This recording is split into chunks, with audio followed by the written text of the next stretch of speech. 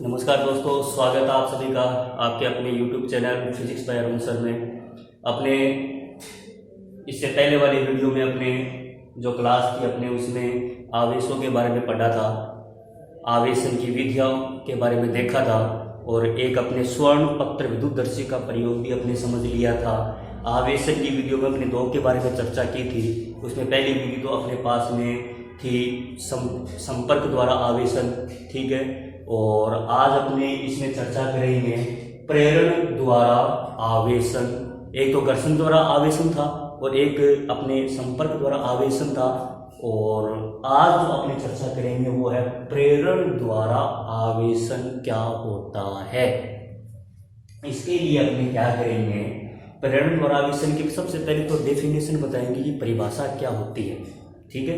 कि जब किसी अनावेशित चालक को किसी आवेशित वस्तु से संपर्क किए बिना ही विपरीत प्रकृति का आवेश उत्पन्न कर दिया जाए तो यह प्रक्रिया प्रेरण द्वारा आवेशन कहलाती है। चलो आगे मेरी बात और डेफिनेशन क्या बताएंगे कि जब किसी अनावेशित चालक को किसी आवेशित वस्तु के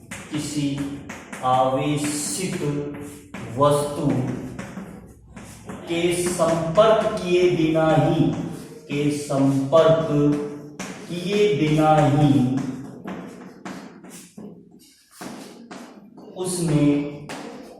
उसमें विपरीत प्रकृति का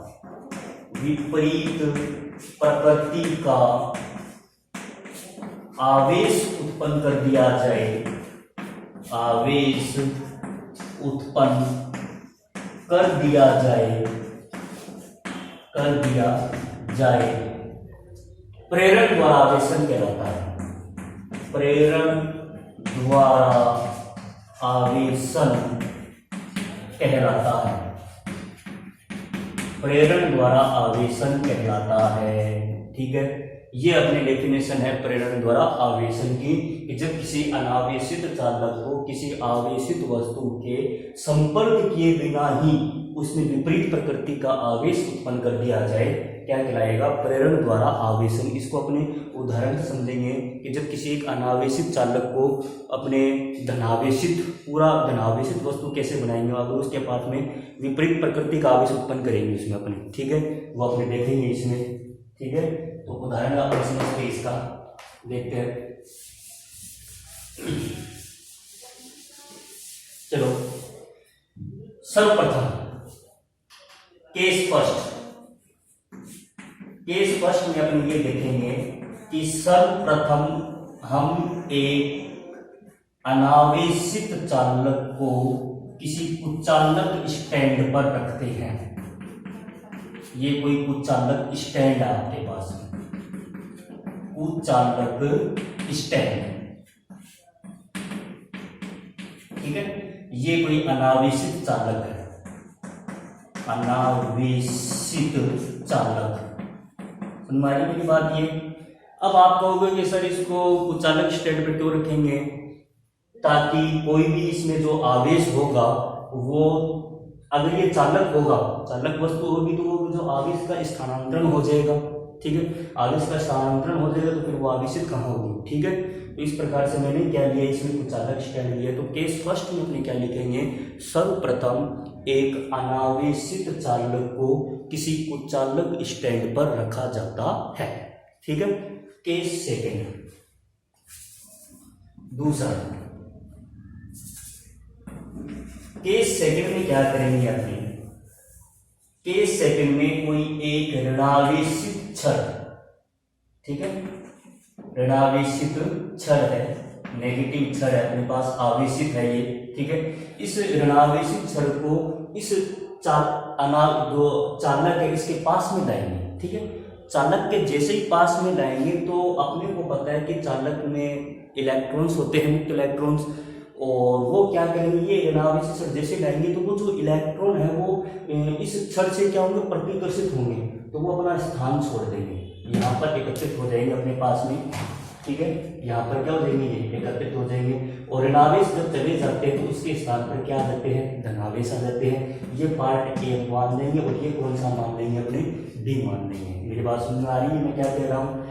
दूसरे केस में अपने ये कहेंगे, दूसरे केस में कि जब किसी ऋणावेशित छड़ को अनावेशित चालक के पास में लाते हैं तब चालक में उपस्थित ऋणावेश भाग बी की तरफ एकत्रित हो जाते हैं और भाग ए पर धनावेश अपना स्थान ले लेते हैं, ठीक है।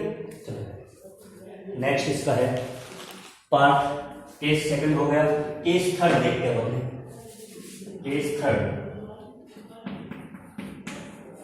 केस थर्ड में क्या है, अब अपने क्या करेंगे केस थर्ड में, अब इस गोले के भाग बी को भू संपर्कित कर देते हैं। क्या कर देते हैं अपने, भू संपर्कित कर देते हैं। भू संपर्कित करेंगे तो इसमें भाग बी में जो भी ऋणावेश है वो इस तार के माध्यम से कहाँ चले जाते हैं, पृथ्वी में चले जाते हैं, और भाग बी क्या हो जाता है, उदासीन हो जाता है। हमारी फिर बात केस थर्ड में क्या बताएंगे कि जब गोले के भाग बी को भू संपर्कित किया जाता है तब भाग बी में उपस्थित ऋणावेश चालक तार के माध्यम से पृथ्वी में चले जाते हैं और भाग बी क्या हो जाता है, उदासीन हो जाता है, ठीक है। चलो केस फोर्थ देखते हैं अपने। केस फोर्थ में क्या होगा, अब भू संपर्कित को अपने हटा लेते हैं, ठीक है। भू संपर्कित को क्या कर लेते हैं, हटा लेते हैं।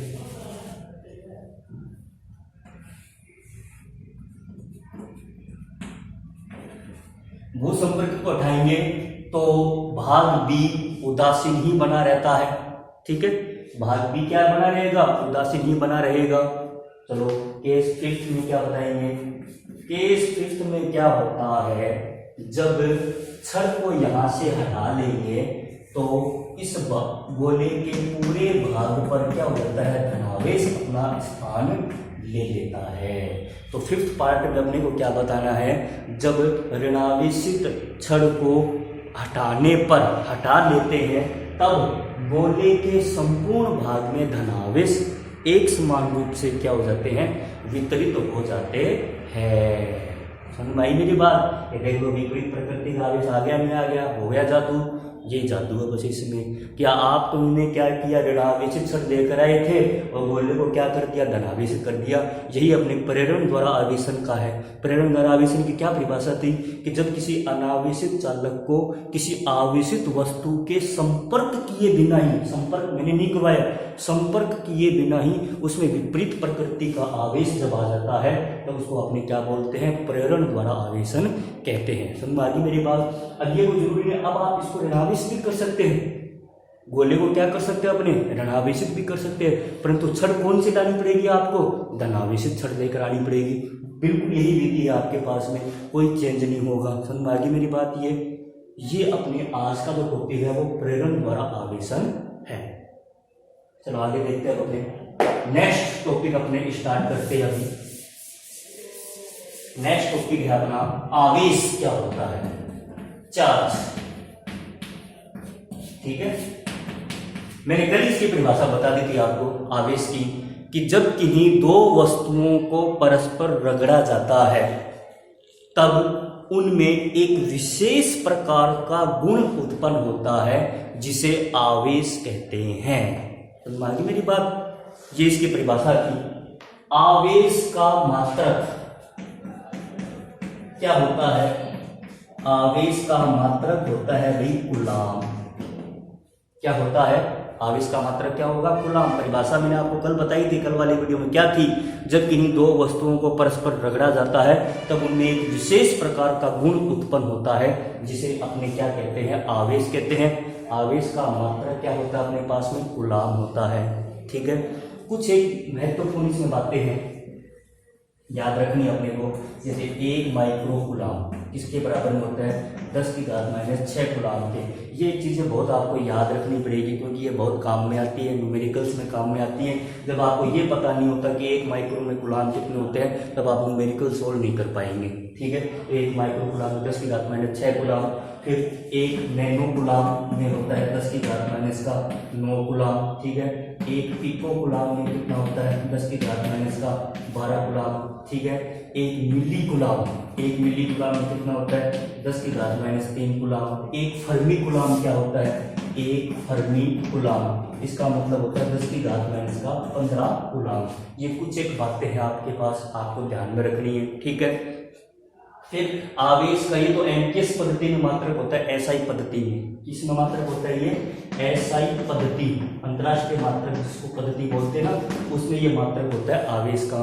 अब है आवेश का सीजीएस पद्धति में मात्रक क्या होगा, आवेश का सीजीएस पद्धति में मात्रक अपने पास होता है, क्या होता है, स्टेट कूलम, या दूसरा अपने बोलते हैं फ्रैंकलिन। क्या बोलते हैं, फ्रैंकलिन। ठीक है, ये फ्रैंकलिन ये वैज्ञानिक का नाम है, इसी ने ही आवेश 2 प्रकार के होते हैं ये बताया था उसने। ठीक है, तब तो मात्रक क्या होगा सीजीएस पद्धति में, इसका स्टेट कूलम या फ्रैंकलिन होता है। ठीक है, फिर एक आवेश का सबसे बड़ा मात्रक होता है फैराडे। ठीक है, तो अपने क्या बताएंगे, आवेश का सबसे बड़ा मात्रक